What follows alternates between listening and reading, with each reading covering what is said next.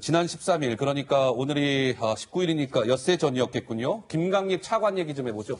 네, 김강립 차관이 지금 자가격리 중이잖아요. 확진자와 접촉한 것으로 알려지면서 자가격리에 들어간 상태인데요. 그게 바로 13일에 있었던 병원장 간담회입니다. 수도권 병원장 간담회를 지난 13일에 열었는데요. 지금 보시다시피 병원장들은 대부분 마스크를 쓰고 있지만 김강립 차관은 마스크를 쓰지 않은 채 참석한 그런 모습입니다. 뿐만 아니라 곁에 있던 복지부 공무원들도 대부분 좀 마스크를 안 쓴 그런 모습인데요. 이 때문에 좀 감염 우려가 더 커지지 않았나 이런 지적 또한 나오고 있습니다. 이날 김 차관의 발언 한번 들어보시죠. 요즘 안녕하십니까라고 인사하기가 두렵습니다. 이 자리를 빌어서 정부를 대표해서 의료인과 의료기관에 종사하시는 여러분들께 감사와 존경의 말씀을 전합니다. 격리 해제가 처음으로 확진자를 뛰어넘는 177명의 격리 해제가 나와서 의미 있는 변화가 시작된 날입니다. 자, 그러니까 저렇게 13일 날 있었던 병원장들과의 간담회 자리, 지금 김강립 보건복지부 차관은 마스크 착용을 안 하고 있었습니다. 근데 저 자리에 그 분당 재생병원장이 지금 코로나19 확진을 받았는데 그 분당 재생병원장이 저 간담회에 참석한 것으로 확인되면서 지금 김강립 차관도 격리에 지금 들어가 있는 상태인데요. 이게 이러면 안 되겠지만 이런 지금 걱정이 나옵니다. 지금 13일 날 아까 그 간담회 모습을 보셨고 그 이후에 지금 김강립 차관이 활동한 그 동선? 이런 걸 보고 있습니다. 13일 날 저 간담회가 있었고 16일에는 김강립 차관이 중대본 회의, 브리핑 진행했고요. 또 비수도권 종합병원장들과 간담회도 가졌네요. 세종에서. 그리고 17일에는 중대본 브리핑 역시 세종에서 진행했고 그때는 여의도 국회에서 국회 예산결산특별위원회 예결위 본회의가 있어서 국회 회의까지도 참석을 했다는 거예요. 그래서 만에 하나 이건 전제하고 얘기할게요. 만에 하나 김 차관도 코로나19 양성 판정을 받는다면 국가 수뇌부들이 다 자가격리될 가능성까지도 지금 나오는 겁니다. 이거 전지현 변호사 보시기에는 김강립 차관이 조금 신중했었어야 된다라고 보십니까? 어떻습니까? 신중했어야 되는데 좀 약간 불감증 같은 게 있는 거 아닌가 싶어요. 아직까지 우리나라에서는 정부 고위직 공무원들 같은 경우에는 확진자가 나온 사례가 없잖아요. 그러니까 나는 그냥 컨트롤 타워고 좀 먼 나라의 일인 것처럼 그렇게 지금 위기의식을 확실하게 느끼고 계시지 않는 것 같다는 생각이 들고 그리고 저 마스크 관련해서도 정부에서 좀 지침이 오락가락한 부분이 있었잖아요. 건강한 사람은 안 걸린다, 면 마스크도 괜찮다 이런 쪽으로 나중에 바뀌니까는 지금 거기 지금 정부에 몸담고 계시는 분이다 보니 조금 그런 기조의 분위기가 젖어가는 것도 있다는 생각이 드는데 바이러스는 누구건 피해가지를 않거든요. 저 정도의 사람이 모이는 장소라면은 당연히 악수는 피하고 손소독제 갖다 놓고 발열 체크를 해야 되는데 왜 채널A 건물 들어올 때도 하는 거를 저 자리에서는 안 했는지 그게 궁금합니다. 좀 전에 김강립 차관 13일 간담회 영상 다시 한번 좀 봅시다. 이거죠? 자, 이게 지금 지난 13일 날 김강립 보건복지부 차관이 병원장들과 간담회를 가진 겁니다. 13일이었어요. 이 13일 바로 하루 전이었던 12일로 한번 가보겠습니다. 영상 주시죠. 이겁니다. 이날은 박능호 보건복지부 장관이 차관보다 위죠. 박능호 보건복지부 장관이 역시 병원장들과 간담회를 가졌습니다. 그런데 보시는 바와 같이 병원장들은 일제히 이분은 착용 안 했네요. 그러나 대부분 다 병원장들은 마스크를 착용했죠. 보시다시피 보세요. 그런데 박능호 장관은 마스크도 착용하지 않았고 악수 위험합니다. 요즘에 악수 잘 안 해요. 그런데 저렇게 보시다시피 악수까지 했습니다. 우리 김 교수께서 보시기에는 어떻게 보세요? 더 신중해야죠. 지금 정말 중요한 상황 아니겠습니까? 보건복지부 장관, 또 김강립 차관이나 정은경 본부장 같은 경우는 지금 대한민국을 대표해서 전 세계 방역 대책을 이끌고 있는 사람들 아니겠습니까? 그렇다면 저 자리에서는 물론 최근에 마스크를 꼭 끼지 않아도 되는 그런 상황들, 야외라든가 여러 가지 그런 전문가들의 조언들이 있지만 저 자리는 국민들에게 우리 보건 이 방역 당국의 대책이 제대로 역할을 하고 있다는 것들 더 같이 공유하자는 자리 아니겠습니까? 예. 물론 아마 고생하는 병원장, 지금 뭐 전국의 병원장들께서 아마 같이 각 병원의 이런 상황들을 진두지휘하면서 하기 때문에 예. 이분들 고맙고 또 되게 이제 병원장들 되게 연세가 있으시니까 아마 그런 측면에서 좀 그분들께 예의원단한 촌에서 그랬을지 모르겠지만 그러나 방역 당국의 최고위직이고 또 우리 방역의 보루 아니겠습니까? 예. 좀 더 신중하게 했어야 되는데 지금 김강립 차관 같은 경우는 최근에 뭐 외신 기자회견도 하고 사실상 한국을 대표하는 그런 역할들을 하고 있는데 예. 만일에 자가 격리되고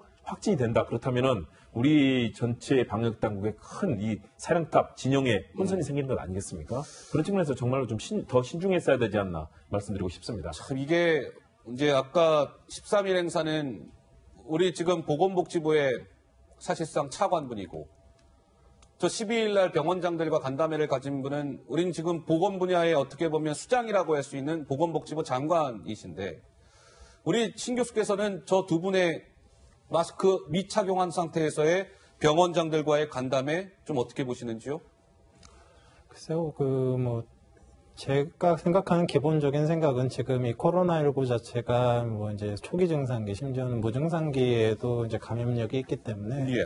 뭐 일상생활을 할 때 뭐 산책 같은데 혼자 나가서 뭐 그런 데는 뭐 모르겠지만 사람을 만나는 그런 장소에 가시거나 공공장소에 가시거나 이렇게 모임이나 뭐 어떤 대중교통이나 이런 걸 이용하실 때는 예. 어떤 종류든 간에 이제 마스크를 안 쓰시는 것보다는 쓰시는 게 좋겠다는 게 이제 기본적인 저 생각이고요. 예. 그래서 그런 부분에 있어서 이제 뭐 방법론은 이제 뭐 사람마다 다를 수는 있고 생각이 다를 수는 있겠지만 부탁드리기는 이제 사람들 많은 곳에 가실 때는 마스크를 꼭 좀 써주셨으면 하는 바람이 있습니다. 예, 마스크 꼭 쓰는 게 좋다는 우리 감염내과 전문의 신상엽 교수의 말씀이 있으셨는데요. 특히나 저 자리는 그 참석했던 분들이 그 병원장 분들이잖아요. 병원장 말 그대로.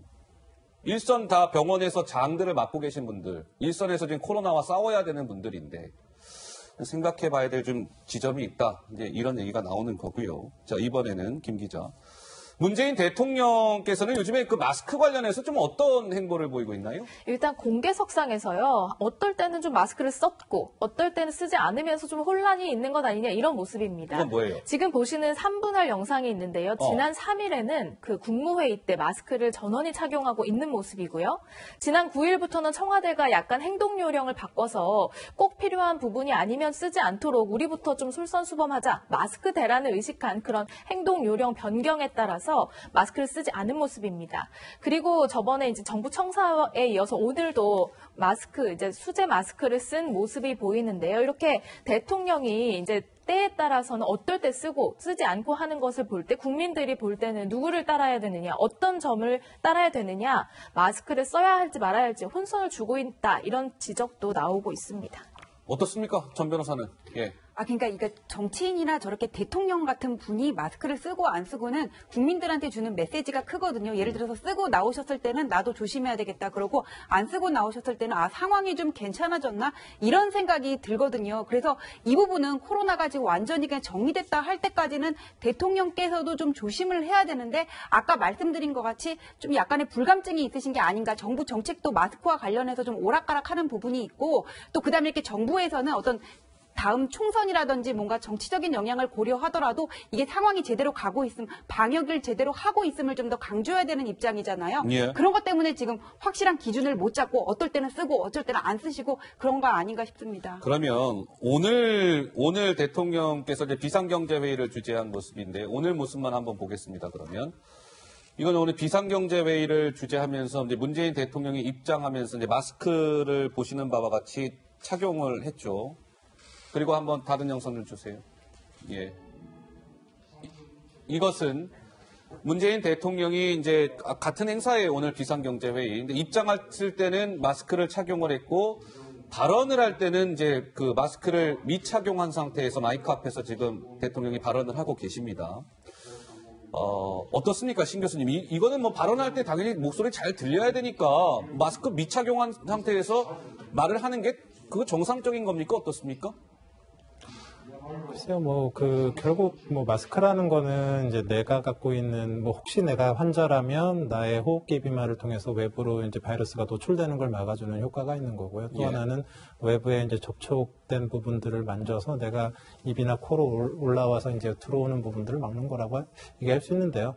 대통령님께서 환자분이 아니시라 그러면 이렇게 얘기를 하실 때 잠깐 벗고 얘기하시는 거에 상관은 없겠지만, 이제 또 만에 하나의 또 이제 다 가능성들을 고려한다 그러면 또 이제 마스크를 쓰시는 것도 또 이상한 상황이 또 아닌 상황이거든요. 그래서 지금 청와대 내부의 어떤 지침 그런 건 제가 잘 모르겠지만 일단 제가 말씀드리고 싶은 거는 저런 회의에 참석하시고 이렇게 사람들이 많은 곳에 가실 때는 마스크를 쓰셨으면 좋겠다라는 게 이제 개인적인 생각입니다. 그런데 저희가 이거 있는 겁니다. 이 김 기자, 청와대가 마스크 관련해서 최근에 뭔가의 지침? 이런 것들을 만들지 않았었던가요? 지난 9일에 마스크 사용 관련 행동 요령을 좀 변경을 했습니다. 그때 좀 중요한 포인트가 있었는데 어떤 거였습니까? 청와대 경내 어쨌든 들어올 때는 발열 체크 같은 건 당연히 하지만 경내에서 이동하거나 안에 외부 내부 사람들과 회의할 때는 불필요하게 마스크 착용이 불필요하다 이런 식으로 지침을 내린 바 있어요. 하지만 주 발언자 있잖아요. 회의할 때 주 발언자는 마스크를 쓰도록 했거든요. 예. 오늘 보인 대통령의 모습은 여기에 좀 어긋나는 것 아니냐 이런 지적도 있습니다. 예, 알겠습니다. 자, 이번에는 그러면 이 얘기 좀 해볼게요. 분당 지금 재생병원, 그렇죠? 원장도 지금 이제 확진을 받았고, 그로 인한 지금 김강립 보건복지부 차관도 지금 격리 중이고, 참고로 이거 말씀드려야 되겠네요. 분당 재생병원장과 같은 회의에 참석했었던 은수미 성남시장. 그래서 어제 코로나 검사 받았습니다. 근데 은수미 성남시장은 최종적으로 음성이 나왔답니다. 양성이 아닌 음성. 이거 참고로 말씀을 드리고요. 그런데 이 분당 재생병원에서 김 기자 어떤 명단을 고의로 누락했다라는 의혹이 불거졌다. 무슨 얘기입니까? 일단 병원에서 확진자가 발생했기 때문에 이 확진자와 접촉한 직원들의 명단 같은 거를 방역 당국에 제대로 넘겼어야 하는데 일부 명단이 빠진 채로 넘겼기 때문에 역학조사에 좀 차질을 빚게 했다. 이런 논란이 생겼습니다. 일단 경기도의 입장부터 듣고 오시죠. 병원에서 저희 역학조사팀에 자료를 제대로 주지 않은 게 확인됐습니다. 다시 병원 측에 하리병동에 들어갔던 사람들을 확인을 하고 144명의 추가 명단을 받았습니다. 그리고 어제 오전 오후에 거쳐서 144명에 대해서 추가 검사를 했고요. 오늘 아침에 결과가 나온 게 그중에 2명이 양성으로 나온 겁니다. 저희는 이거 굉장히 심각한 상황으로 보고 있습니다. 원래 279명의 명단을 받았어야 되는데 135명의 명단만 받았기 때문에 144명이 누락됐고 경기도 측은 16일과 어제 발생한 신규 확진자 4명 모두 최초 명단에 없던 사람들이다. 누락됐기 때문에 이런 차질이 빚어졌다라고 이제 입장을 밝혔는데요. 분당 재생병원에서는 사과문을 냈습니다. 하지만 고의로 축소하거나 누락한 적은 없고 완벽하지 못한 업무 처리로 발생한 일입니다. 라는 입장을 밝혔습니다. 근데요. 김홍국 교수님, 이게 분당 재생병원에서 고의로 누락했다라는 명단은 어떻게 보면 관리 대상이었어야 되는 사람들인데도 불구하고 분당 재생병원이 144명을 고의로 누락하고 경기도에 명단을 제출하지 않았다. 이런 것 같은데요. 굉장히 어떻습니까, 이 부분은? 그렇습니까요. 예. 방역당국의 판단도 그런 것이고요. 왜냐하면 숫자가 너무 많습니다. 누락된 명단이 144명이니까요. 만일의 경우 여기서 정말 많은 사람의 확진자가 나왔다면 더욱더 큰 재난이 될 뻔했거든요. 지금 문제는 이렇게 소규모의 집단 감염이 일어날 수 있는 곳들, 특히 의료기관이라든가 또는 요양병원 이런 곳들이 사실은 가장 가능성이 큰 곳들 아니겠습니까? 예. 이곳들에서는 특히 정말로 안심하고 우리 병원을 찾아야 되는 국민들 입장에서는 이런 곳들에서 이루어지는 차고 아니면은 정말로 고의로 이제 명단을 잘못 줬을 가능성도 배제할 수 없는데요. 차고더라도 이것은 정말 심각한 문제입니다. 예. 그런 측면에서 지금 문제가 되고 있는 병원이라든가 요양병원만 해도 엄청나지 않습니까? 전국에 1,400개가 넘는 곳들이 있는데요. 그런 측면에서 이런 국민들의 생명과 안전을 다루는 이런 의료기관에서는 정말 한치의 오차가 없어야 되는데 이런 상황이 발생하고 있는 거 정말 심각한 문제입니다. 방역당국이 꼼꼼하게 체크하고 또 문제가 있다면 거기에 대해서는 철저하게 행정 조치도 해야 되고 또 이에 대해서 처벌도 해야 될 것으로 보입니다. 알겠습니다. 자, 분당 재생병원 얘기까지 해봤습니다.